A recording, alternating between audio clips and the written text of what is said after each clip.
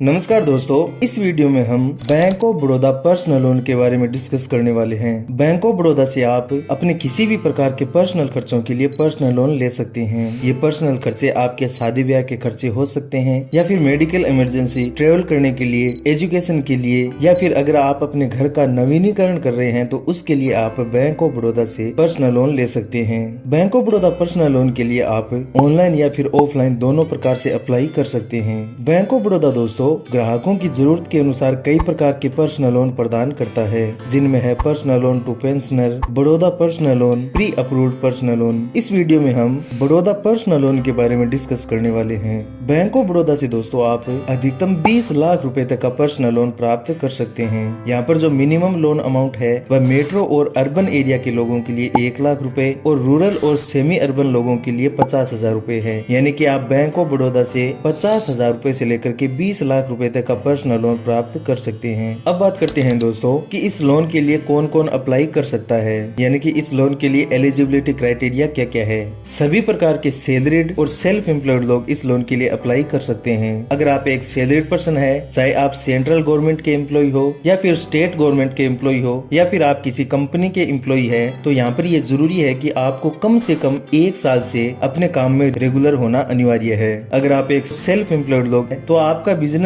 कम से कम 1 वर्ष से स्टेबल होना जरूरी है। Bank of Baroda personal loan एक अनसिक्योर्ड लोन की श्रेणी में आता है। यह लोन एक अनसिक्योर्ड लोन होने की वजह से इस लोन में आपका सिविल स्कोर बहुत मायने रखता है। अगर आपका सिविल स्कोर बहुत अच्छा है तो आपको कम रेट ऑफ इंटरेस्ट के साथ भी इस लोन का लाभ मिल सकता है। यहाँ पर जो एज लिमिट है वह मिनिमम 21 वर्ष है और अधिकतम आयु सैलरीड पर्सन के लिए 60 वर्ष और नॉन सैलरीड के लिए यहाँ पर जो अधिकतम आयु है वह 65 वर्ष है। अब बात करते हैं दोस्तों कि इस लोन के लिए आपको किस प्रकार की फीस और चार्जेस देने होते हैं। फीस और चार्जेस की पूरी लिस्ट आपको वीडियो के डिस्क्रिप्शन में मिल जाएगी। लोन के लिए अप्लाई करने से पहले आपको उनके बारे में पता होना चाहिए। फीस और चार्जेस में जो कुछ चार्जेस है वह है पेनल इंटरेस्ट। यह आपके बकाया ऋण राशि का 2% है। पेनल इंटरेस्ट वो होता है दोस्तों जब आप अपनी ईएमआई का भुगतान समय पे नहीं करते हैं तो बैंक के द्वारा आप पे एक पेनल्टी लगाई जाती है। यह पेनल्टी आप पे जितने दिन आप अपनी ईएमआई का भुगतान नहीं करते हैं उतने दिनों के लिए आपकी ईएमआई पे 2% लगता है। यहाँ पे जो प्रोसेसिंग चार्ज है वह इस प्रकार है।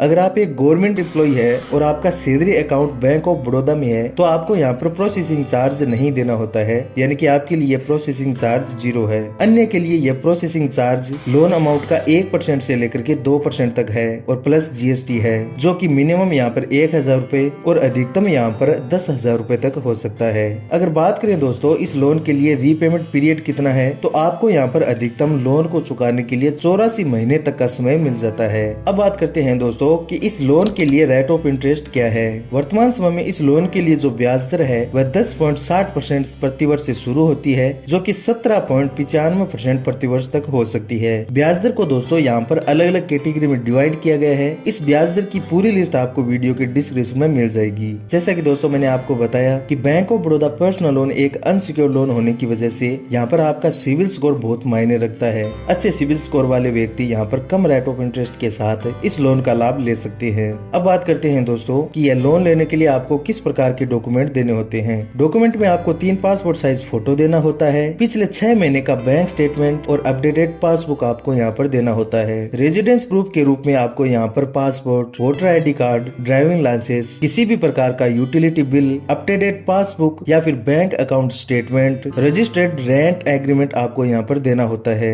आइडेंटिटी प्रूफ के रूप में आपको यहाँ पर pan card, Aadhaar card, passport, voter ID card, driving licence, employ ID या फिर कोई भी ऐसी ID जो कि आपकी आइडेंटिटी यानी कि आपकी पहचान का काम करता है वह आप यहाँ पर दे सकते हैं। अगर आप एक सैलरीड पर्सन है तो आपको यहाँ पर पिछले 3 महीने का सैलरी स्लिप देना होता है और पिछले 6 महीने का आपको यहाँ पर बैंक अकाउंट स्टेटमेंट देना होता है। अगर आप एक सेल्फ एम्प्लॉयड है तो आपको यहाँ पर balance sheet, profit and loss amount, last 1 year का computation of income, last 1 year का IT return, form 26AS, business proof के रूप में आपको यहाँ पर Gomasta licence, registration certificate, service tax registration देना होता है। इन डॉक्यूमेंट की पूरी लिस्ट दोस्तों आपको वीडियो के डिस्क्रिप्शन में मिल जाएगी। अब बात करते हैं दोस्तों कि आप इस लोन के लिए किस प्रकार से अप्लाई कर सकते हैं। आप 2 प्रकार से अप्लाई कर सकते हैं, या तो आप ऑनलाइन अप्लाई कर सकते हैं या फिर आप ऑफलाइन अप्लाई कर सकते हैं। अगर आप ऑफलाइन अप्लाई कर रहे हैं तो इसके लिए सबसे पहले आपको जाना होगा अपने नजदीकी बैंक ऑफ बड़ौदा की ब्रांच में। वहाँ पर जाकर करके आपको किसी भी कर्मचारी से कांटेक्ट करना होगा जो आपको पर्सनल लोन के बारे में डिटेल में जानकारी प्रदान करेगा। फिर आपके डॉक्यूमेंट वेरीफाई करेगा। आपके डॉक्यूमेंट और आपकी क्रेडिट प्रोफाइल के आधार पे वह आपको बताएगा कि आप कितने लोन अमाउंट तक यहाँ पर एलिजिबल है। उसके बाद आपको फॉर्म भरना है, फॉर्म के साथ डॉक्यूमेंट सबमिट करने हैं और बैंक ऑफ बड़ौदा की उसी ब्रांच में जमा करवा देना है। अगर आपका लोन अप्रूवल हो जाता है तो लोन अमाउंट आपके अकाउंट में ट्रांसफर कर दिया जाता है। दूसरा है दोस्तों, आप ऑनलाइन अप्लाई कर सकते हैं। बैंक ऑफ बड़ौदा की ऑफिशियल वेबसाइट के जिस पेज के माध्यम से ऑनलाइन अप्लाई होता है उस पर्सनल लोन एप्लीकेशन फॉर्म का डायरेक्ट लिंक आपको वीडियो के डिस्क्रिप्शन में मिल जाएगा।